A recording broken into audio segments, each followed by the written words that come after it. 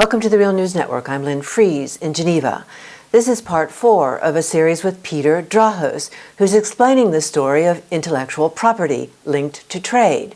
Joining us from Australia, Peter Drahos is a professor at the Australian National University at the School of Regulation and Global Governance. He holds a chair in intellectual property at Queen Mary at the University of London. Peter Drahos is co-author of Information Feudalism: Who Owns the Knowledge Economy? Welcome, Peter.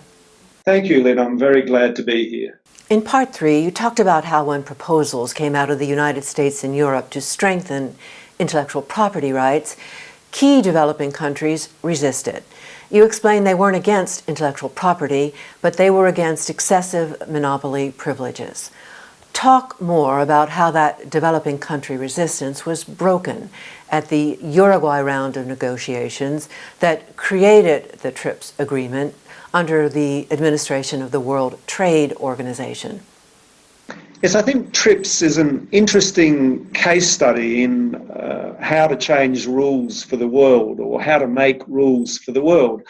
And the moral of the story is that you have to establish rings of consensus. So the first ring of consensus was amongst key US industry players. And then they reached out to the United States trade representative and convinced the trade representative that the intellectual property agenda was a good agenda for the United States. And then from there, the CEOs of companies reached out to their counterparts in Europe, in Japan, and brought them in.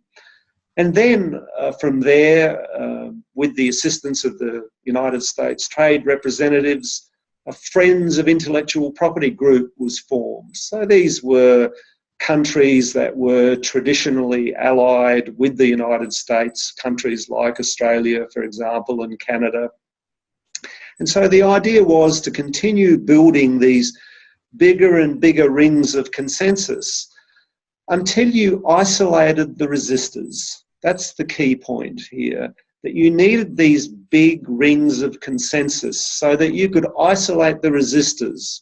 And who were the resistors? Well, India and Brazil. Of course, China was not part of the negotiations at this time because it was seeking membership, and so it was right on the outer. And so what happened is that the circles of consensus were expanded, and then key developing countries were threatened with trade sanctions. Both the European Union and the United States were involved with this, until at the end all resistance was crushed. That was the key point. And so that by the time you got to the signing ceremony in Marrakesh in 1994, there was no resistance. Everybody dutifully trotted up and signed the agreement, and it was all over, really without any citizen input at all. And everybody who was part of the process acknowledged that it was a done deal. You said that the architects of TRIPS took great care to define TRIPS as a simple justice because it was such a complex injustice. Take us through one example of the kind of injustice you're talking about. Once African countries understood the significance of intellectual property rights, they immediately began to take steps to try and do something about it. South Africa is a good example. They introduced provisions in their Medicines Act that would make it easier to get access to cheap antiretrovirals. Their reward for doing this, for serving their citizens, was litigation by pharmaceutical companies who claimed that they were breaching TRIPS. So we have here an example of the costs to public welfare of signing on to agreements that contain monopoly privileges that affect access to medicines. And the history of this is well known. I mean, the pharmaceutical companies named Nelson Mandela in their writ that they served upon the South African government. In the end, the pharmaceutical companies withdrew that litigation. They did not go on with it. And the reason was because of all the adverse publicity that NGOs, both in the United States and in South Africa, drew attention to this fundamental injustice that had occurred. That despite all of the good work that is being done in this area by civil society groups, by countries like Brazil and India that continue to criticise some of the developments in the intellectual property field, the reality is that patents are part of the global structure of the trade regime. They have globalised. If you join the World Trade Organization, you have to respect patents over products. And that means that all of us, have to live with pharmaceutical patents in areas that where they never existed before, in countries where they never existed before. Comment on the wider implications of all this. I think one of the big unanswered questions is how will this affect the structure of the generic industry?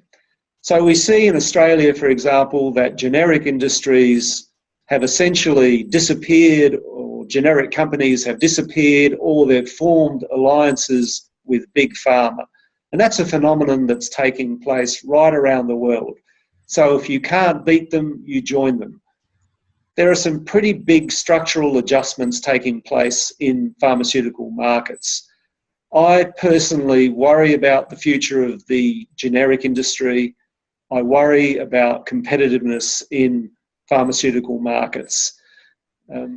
So what we want are more generic companies competing in the market, particularly once a drug comes off patent. If generic companies are not around, if once patented medicines, once the patent expires on a medicine, then in a sense, the monopoly continues. So it's very important to have a healthy generic industry, and unfortunately, patents really compromise the health of the generic industry. Viewers may recall Faisal Ismail, South Africa's former ambassador to the World Trade Organization, talked to us about big structural adjustments in world production under the dominant approach to trade, the global value chain approach, and of initiatives to further strengthen that approach, initiatives that he opposed as trade minister at the WTO. Tell us how intellectual property rights fit into that global value chain approach. If we think of a value chain as a chain in which an intellectual property right perhaps originates in the United States and the EU, and we think of a global supply chain, such as, for example, an Apple iPod or something, who actually benefits from the assembly and sale of that iPod? Well, the answer is ultimately it's the owner of the intellectual property rights, the patent, the trademark, and so on. The people assembling the iPod or the smartphone in China gain very little benefit from the actual sale of that, the transport of that particular phone from from China to the United States. Another example are seeds. If you have patented seeds, the lion's share of the profit goes ultimately to the owner of the patent in the seeds. Now, how much do farmers get for their products that they grow under patent? Many farmers in many countries are now saying that they receive a very poor return for what they grow. But that hasn't stopped the companies that own patents in seeds, in biology, from making extremely healthy profits. So again, we have an example of where the patent owners, the intellectual owners, are benefiting from these rules, whereas farmers, labourers, the people that work in factories assembling these intellectual property owned products gain very little from the process. Summing up on development and competition, what's a key takeaway? One of the real dangers of globalising intellectual property rights is that it rewards the incumbents. So the multinationals that have a particular advantage now, whether it's in pharmaceuticals or whether it's in computer software, they get the extended benefits of monopoly privilege. And this makes it much harder for other countries, for firms from other countries to enter the market. So paradoxically, intellectual property rights, the globalisation of these rights, is all about underdevelopment. It's about entrenching the advantage of existing firms and making competitive markets more difficult to realise. So it's not really about trade or competition at all. It's all about the globalisation of monopoly privilege. The real danger for developing countries is that multinationals will simply suck up cheap labour in those countries, and developing countries will never ever get to move up the value chain because the value chain will be owned, the technologies will be owned by a few key multinational players. So in other words, developing countries will be at the bottom of the value chain for a very long time, and the existing players will stay at the top of the value chain for a very long time. And that's not what free markets and competition are meant to achieve. They're meant to achieve incentives to compete. They're meant to erode monopoly rents. They're not meant to establish monopoly rents. We're going to break and be back with part 5. Please join us as we continue this series on IP linked to trade with Peter Drahos. Peter Drahos, thank you. Thank you. And thank you for joining us on the Real News Network.